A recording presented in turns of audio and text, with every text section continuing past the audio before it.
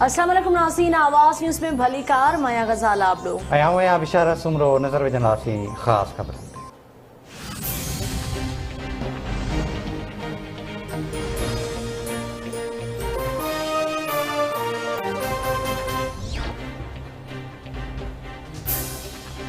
पाकिस्तान लाइ ख़ुशख़बरी FATF पाकिस्तान खे grey list मां कढण ते राज़पो ज़ाहिर करे छॾियो।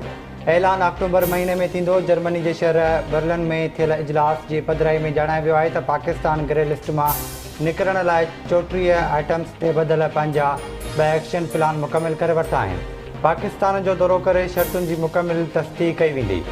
पाकिस्तान मनी लॉन्ड्रिंग दहशतगर्दी जी फंडिंग रोकण लाइ सुधारा मुकमिल कया आहिनि। FATF जो वफ़द कोरोना जी सूरतहाल ॾिसी जल्द पाकिस्तान जो दौरो कंदो। ग्रे लिस्ट मां कढण जो हतमी ऐलान अक्टूबर में पेरिस में रिथियल इजलास में थींदो।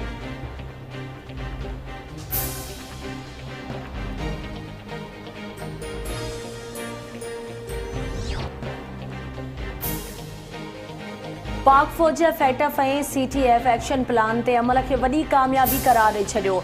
Army chief general Qamar Javed Bajwa चयो आहे त इहो सभु कुझु GHQ में क़ाइमु कयल कोर सेल जी महिनत ऐं क़ौमी कोशिशुनि सां मुमकिन थियो आहे।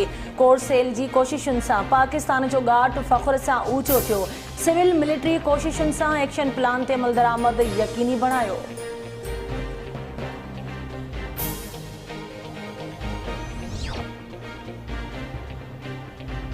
पाकिस्तान के मुबारकूं। FATF असांजा 2 ऑप्शन मुकमिल करार ॾेई छॾिया आहिनि।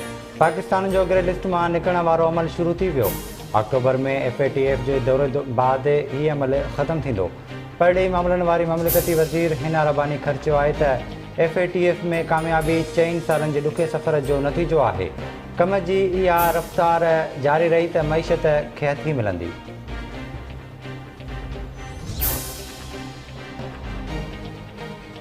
PTI chairman Imran Khan FATF जे फ़ैसिले खे पंहिंजी हुकूमत जी कामयाबी करार ॾेई छॾियो। ट्वीट कंदे इमरान ख़ान चयो त 2018 में जॾहिं असां हुकूमत संभाली त मुल्क ब्लैक लिस्ट थियण जो ख़तरो हो।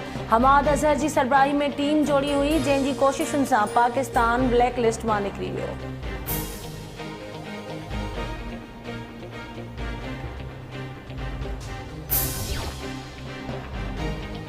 ऐं अॻूणे सदर परवेज़ मुशर्रफ खे एयर एम्बुलेंस ज़रिए जल्द पाकिस्तान मुंतक़िल करण जो इम्कान। घर भातियुनि परवेज़ मुशर्रफ खे पाकिस्तान मुंतक़िल करण ते राज़पो ज़ाहिर करे छॾियो। मुशर्रफ 4 सालनि खां दुबई जे अस्पताल में इलाज हेठि आहे।